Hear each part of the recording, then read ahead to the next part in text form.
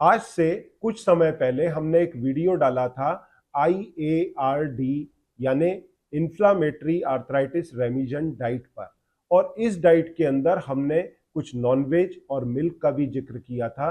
तो कई लोगों के मन में ये सवाल आया होगा और कुछ लोगों ने इस पर क्वेरी भी रेज की कि क्या इन्फ्लामेटरी आर्थराइटिस जैसे रूमेटॉइड आर्थराइटिस, एंकाइलोजिंग स्पॉन्डिलाइटिस में नॉनवेज का इस्तेमाल या दूध का खासतौर से इस्तेमाल क्या सेफ है। तो इसकी आज हम इन लेंथ चर्चा इस वीडियो के अंदर करेंगे। नमस्कार, मैं हूं डॉक्टर संजीव अग्रवाल और यदि आपको भी किसी प्रकार की इन्फ्लामेटरी आर्थराइटिस है यानी rheumatoid arthritis, ankylosing spondylitis, lupus या फिर सोरियोटिक आर्थराइटिस, तो आप भी अपनी आर्थराइटिस के अंदर इसका रेमिजन कर सकते हैं। रेमिजन से मेरा मतलब है कि आपका सूजन और दर्द काफी अधिक हद तक कम हो जाएगा, आपकी दवाइयां लगभग बंद हो जाएंगी, आपको साइड इफेक्ट से बचा जा सकता है और आप अपनी नियर नॉर्मल लाइफ जी सकते हैं। तो यदि आप इसका हिस्सा बनना चाहते हैं तो सामने दिए गए नंबर पर संपर्क करें और इन्फ्लामेटरी आर्थराइटिस रेमिजन प्रोटोकॉल का हिस्सा बने। तो सबसे पहले मैं शॉर्ट में आपको बताता हूं कि IARD डाइट का मतलब क्या है। मतलब इन्फ्लामेटरी आर्थराइटिस रेमिजन डाइट, इसको 3 भाग में बांटा गया है। पहली कैटेगरी है ग्रीन फूड्स की। ग्रीन फूड्स के अंदर आपको एक पूरी शीट दी जाती है और साथ में आपको डाइटिशियन एक पूरे डाइट चार्ट बना करके हर 15 दिन के अंदर देते हैं, जिससे अंदर वही चीजें इनकॉर्पोरेट की गई हैं जो ग्रीन कैटेगरी में है। इसे आपको लगभग 3 महीने के लिए फॉलो करना होता है। इसे फॉलो करने से आपका इन्फ्लामेशन घटता है, दर्द घटता है, आपकी दवाइयां कम होती हैं और काफी हद तक बंद होने पर आ जाती हैं। फिर इसके बाद में सेकंड फेज चालू होता है। सेकंड फेज के अंदर जो आपको डाइट रेड कैटेगरी के अंदर रखी गई हैं, उनका आपको भूल करके भी सेवन न शुरू के 3 महीने में, न बाद के 3 महीने में या लाइफ टाइम के लिए करना है। फिर एक तीसरी लिस्ट होती है। तीसरी लिस्ट जो है वो येलो फूड की है। ये येलो फूड वाली कैटेगरी को आपको 3 महीने तक ग्रीन लिस्ट के फूड को लेने के बाद में फिर ट्राई करना होता है।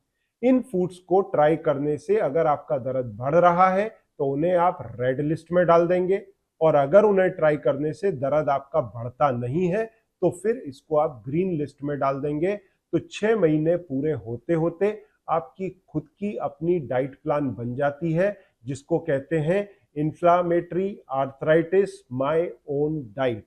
तो इसका आप अगर चाहें तो हिस्सा बन सकते हैं। अब हम आज का जो हमारा सब्जेक्ट था दूध को लेकर के उस पर चर्चा करते हैं कि क्या दूध लेना इन्फ्लामेटरी आर्थराइटिस में सेफ है। तो सबसे पहले हम ये देखेंगे कि मिल्क, क्योंकि ये एनिमल प्रोडक्ट है, तो ये इन तीनों कैटेगरीज में से किस में आता है। ये ग्रीन में है, येलो में है या रेड में है। तो मैं इसको येलो कैटेगरी के अंदर रखता हूं क्योंकि ये ग्रीन कैटेगरी में नहीं है। कुछ लोगों को इसके कंजम्पशन से दर्द बढ़ता है तो इसको सेकंड फेज में लिया जाता है। अब जहां तक दूध का सवाल है या कोई भी हमारे न्यूट्रिटिव प्रोडक्ट्स है, फूड है, उनके अंदर 3 मैक्रोन्यूट्रिएंट होते हैं। पहला है कार्बोहाइड्रेट, दूसरा है प्रोटीन और तीसरा है फैट।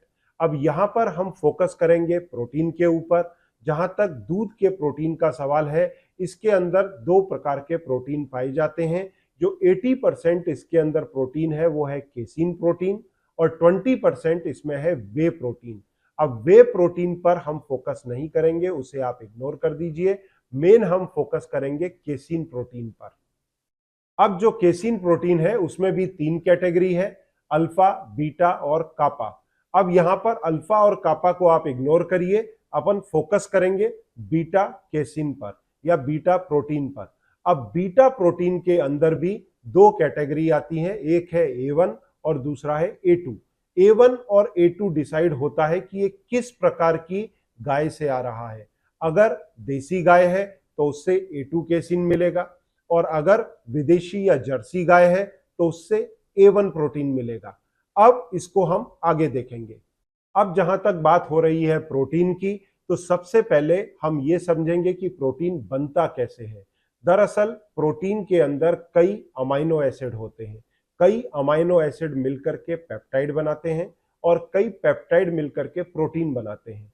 जब ये केसिन प्रोटीन हमारे पेट के अंदर डाइजेशन प्रोसेस से निकलता है तो ये टूटता है और एक बेसिक यूनिट में कन्वर्ट होता है, जिससे हमारा शरीर उसको शोषित करे, उसको एब्जॉर्ब करे और फिर एज ए बिल्डिंग ब्लॉक उसका इस्तेमाल कर सके। तो यहाँ जो हम केसिन प्रोटीन ग्रहण करते हैं अपने दूध से, ये टूटता है पेप्टाइड्स में और पेप्टाइड्स टूटते हैं अमाइनो एसिड में, तो फिर इसका एब्जॉर्प्शन हमारे ब्लड में होता है। अब जब आप दूध पीते हैं तो उसके अंदर आता है बीटा कैसिन्स और बीटा कैसिन बनता है 209 अमाइनो एसिड से। अब जो 209 अमाइनो एसिड हैं, इनमें 67th पोजीशन के अंदर A2 काउ मिल्क, जो देसी गाय का दूध है, उसके अंदर प्रोलीन अमाइनो एसिड होता है।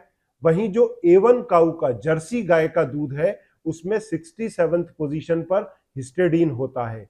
अब जो देसी गाय का दूध है उसके अंदर जो BCM7 है वो प्रोलीन के कारण दृढ़ता से बंधा रहता है और डाइजेशन प्रोसेस के टाइम पर रिलीज नहीं होता, जिससे ये ब्लड फ्लो में नहीं जाता। ये BCM7 एक प्रकार का पेप्टाइड है जो वापस अमाइनो एसिड से बना रहता है। ये अगर ब्लड में एब्जॉर्ब हो गया तो इन्फ्लामेशन बढ़ाएगा।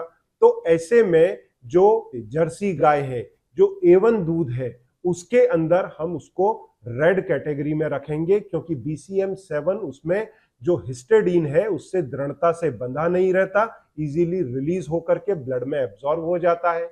वहीं जो देसी गाय है उसमें 67th पोजीशन पर प्रोलीन है, तो यहां पर BCM7 दृढ़ता से बंधा हुआ है तो वो एब्जॉर्ब होकर के ब्लड फ्लो में नहीं आता। ऐसी स्थिति के अंदर वो इन्फ्लामेशन को नहीं बढ़ाएगा। तो अगर हम देसी गाय का दूध लेते हैं तो उसे हम ग्रीन कैटेगरी में रखेंगे, परंतु उसके साथ भी शर्त यह है कि उसको हार्मोन के इंजेक्शन लगा करके उसका दूध बढ़ाया तो नहीं गया, उसको ऑर्गेनिक तरीके से पाला गया है कि नहीं पाला गया। तो ग्रीन ग्रास फेड देसी काऊ, इस दूध को आप इजीली कंज्यूम कर सकते हैं, जिसे हम ग्रीन कैटेगरी में रखेंगे इन्फ्लामेटरी आर्थराइटिस में, जबकि ये येलो कैटेगरी में आता है। पर इससे आपका दर्द नहीं बढ़ना चाहिए, तो ये 3 महीने के बाद में ग्रीन कैटेगरी में शामिल किया जाने लायक है। परंतु अगर दर्द बढ़ रहा है तो आपको देखना पड़ेगा कि कहीं ये इंजेक्शंस लगा करके या फिर जर्सी गाय का दूध तो नहीं है। तो इसमें चूंकि जो केसिन्स है वो है बीटा केसिन, पर ये आ रहा है A1 गाय से, जर्सी गाय से, तो इसे हम रेड कैटेगरी में रखेंगे और इसको हर समय के लिए बैन करके रखेंगे। तो ये रही बात दूध की। तो अगर नट एंड शेल में देखा जाए तो A2 देसी गाय का दूध, जो ऑर्गेनिक तरीके से गाय पाली गई है, वो दूध आप कंज्यूम कर सकते हैं। परंतु जो A1 गाय का मिल्क है, जो जर्सी गाय से आता है, उसे रेड कैटेगरी में रखेंगे, अवॉइड करेंगे। और अगर देसी गाय को भी इंजेक्शंस लगा करके दूध निकाला जा रहा है तो वो भी हमें अवॉइड करना है। दूसरी चीज, अगर दूध भैंस का है तो उसे भी येलो कैटेगरी में रखते हैं। अगर उसे लेने से आपका पेन, इन्फ्लामेशन नहीं बढ़ रहा है तो उसे आप ग्रीन कैटेगरी में शामिल कर सकते हैं, अदरवाइज उसे आपको रेड कैटेगरी में रखना होगा।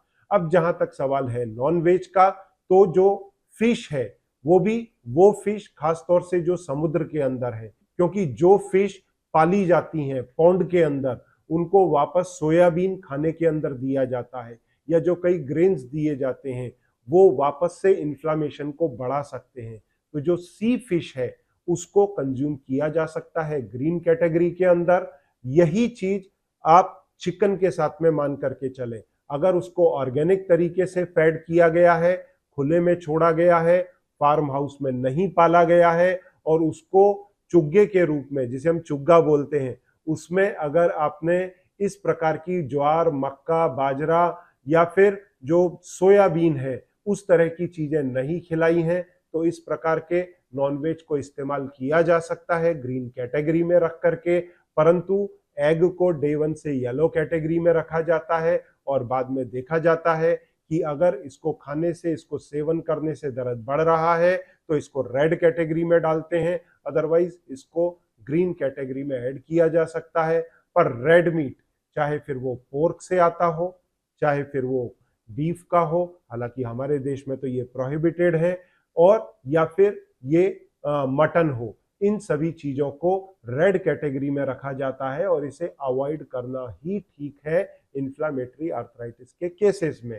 तो यदि आपको भी किसी प्रकार की इन्फ्लामेटरी आर्थराइटिस है तो सामने दिए गए नंबर पर संपर्क करके आप भी इन्फ्लामेटरी आर्थराइटिस रेमिजन प्रोटोकॉल का हिस्सा बन सकते हैं। Thank you very much.